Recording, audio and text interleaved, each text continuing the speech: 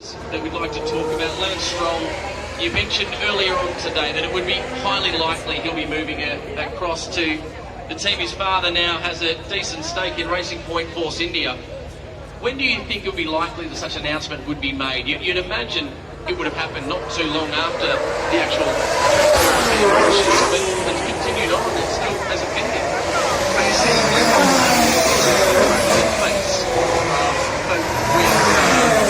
driver himself and also with the sponsor, whoever you like to call that, with the team. So for that reason, they have those contracts in place. Similarly,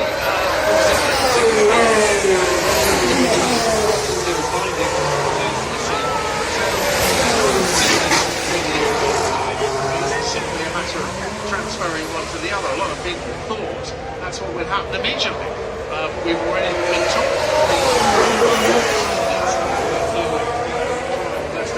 it's going to be out of a drive because Lance Stroll's moving across. That hasn't happened, and there's very good reasons why it hasn't happened as well. So it was a little premature to start saying things like that. It's a fair natural conclusion to come to, though. If your father buys a team, surely you'd be knocking on the door and saying, hey, how about I drive for you, Dad? But that's not always locked away, as you said earlier today. But lots of other things going on up and down the lane as well. Marcus Ericsson, to see where he's at in this career. Yeah, he knows what he's got to do. He knows that he says the racing isn't too bad. That's not his problem. It's what I call comparables between the two drivers. Ericsson has qualified fastest 3 times to Leclerc's 11 times, whereas 6 times to Ericsson.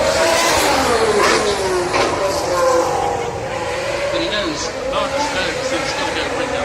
He's got to improve his qualifying time. He's up against a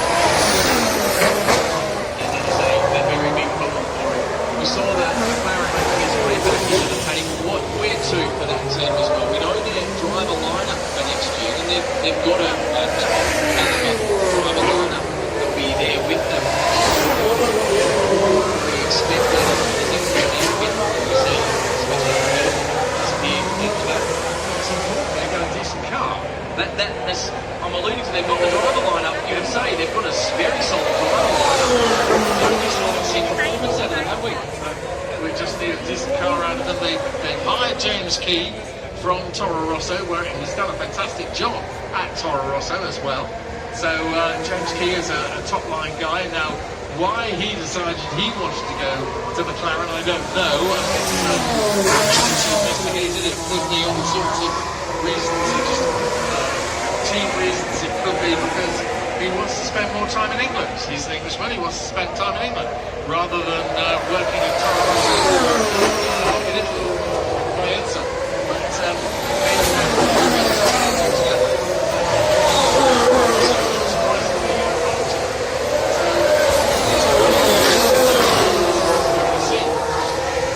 For the first time, we've seen some beautiful gardens down at Formula One.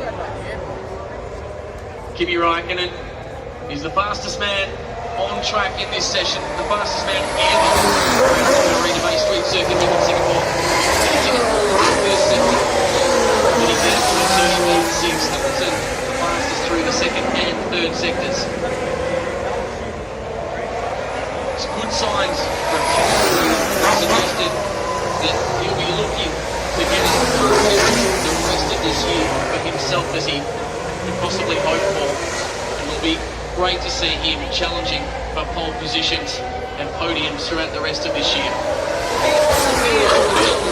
To get as many results as he can. I know that a little bit of extra motivation just to maximise the opportunity he has in the Ferrari and his It's interesting to hear Maurizio Arriva-Bene in the press conference just now. Kimi had been when he was told that he was moving on. But Maurizio Arriva-Bene literally explained the process, explained why they had come to the decision that they had, and at the end of it, Kimi accepted it. But he wasn't happy. I got that out of the conversation yesterday when he wanted to get out, and the first he knew of it was Monza. Yeah. Because that was actually quite an honest moment out of him, and he said, you know, and that for me, I thought was exactly that. That it did come as a semi-shock. I think he knew there was always the threat there, but something what racing driver isn't aware that the threat is always present in a younger driver. And frankly, Kimi's future has been discussed every year for about the last 7 years. You know, people are always saying that. He says, oh,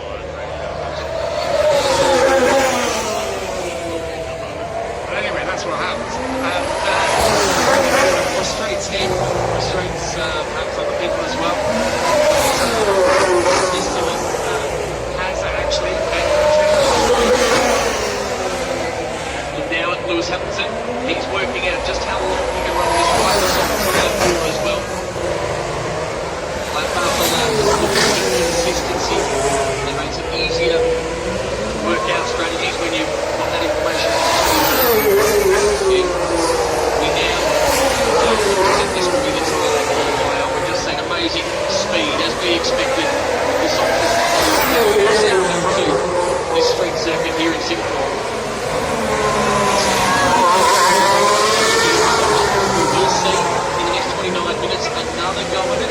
We often don't. We get the qualifying done early on the simulations and then it's race pace. It's 38.6. It must have been nearly a second quicker than last year's qualifying. Very well for some fast racing this weekend.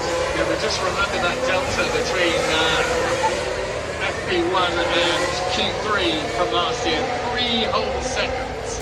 So we can expect the time still to come down even more. Depending, of course, on if we get some rain, that may make a difference, may wash away some of this grip, etc.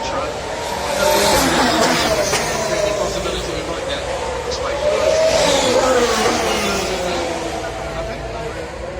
He has. He's just circulating. Just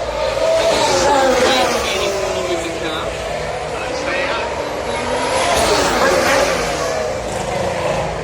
There he goes. Pursued by Sergei who at the moment has the slowest time, just 0.04 of a second behind his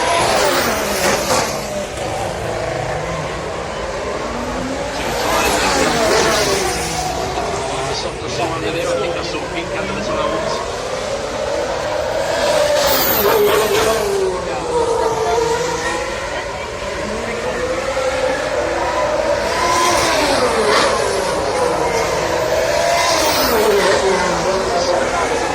quite some time ago.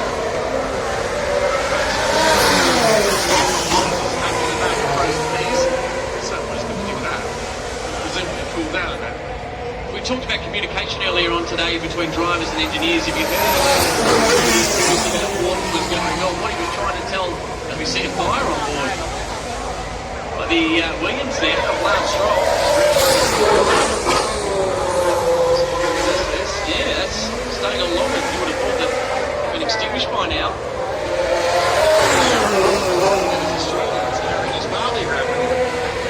Those gone out now, as we hear from Stroll.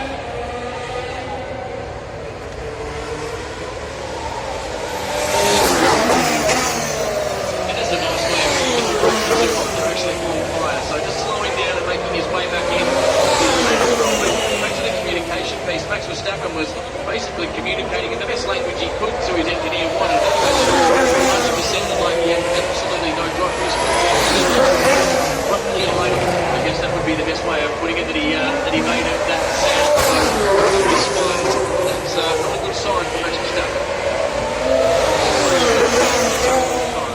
Stroll as he comes into the pits. Serious.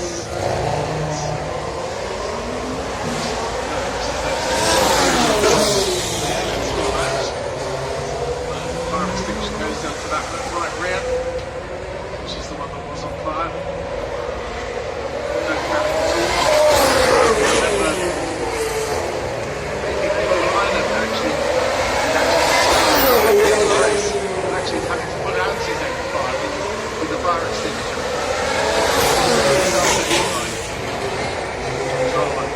So Verstappen, Vettel, Van Dorn,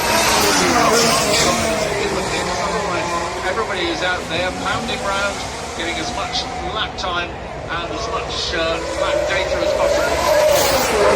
Performance at all in terms of times, because they're running full of fuel tanks and on older tyres as well. In the final 26 minutes or so of the session.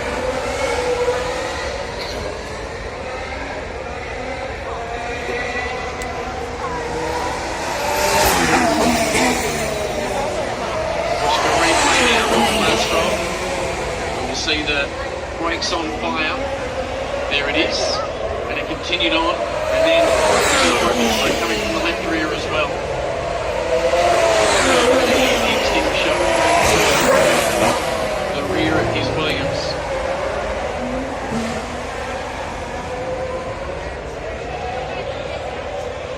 Williams is sort of specialist when it comes to so they used to come to Grand Prix with an brake duct to vary the brake duct. So that when the driver went onto the brakes, there was an instant reaction from the brakes. They caught a bit of a cold one here where they were found with the wrong-sized brake duct in the Canadian Grand Prix. Speaking, they've done all right. It's the same.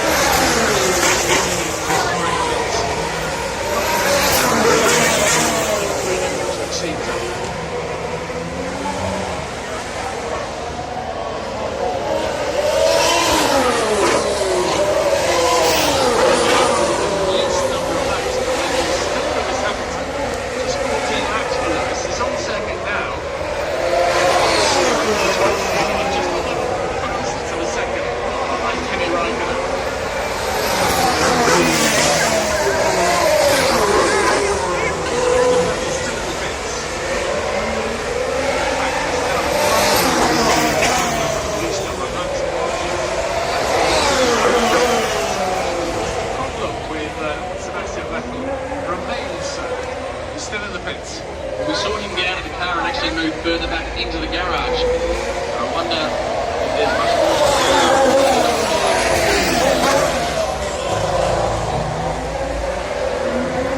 It's almost as though there was something under the car. Perhaps he banged on a curb, and damaged the sunroof or whatever.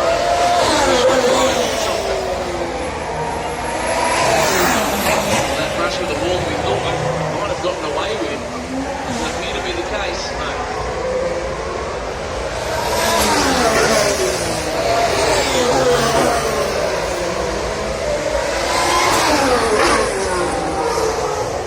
This part of the circuit is that back straight where Kimi Raikkonen, the Ferraris who backed the fastest.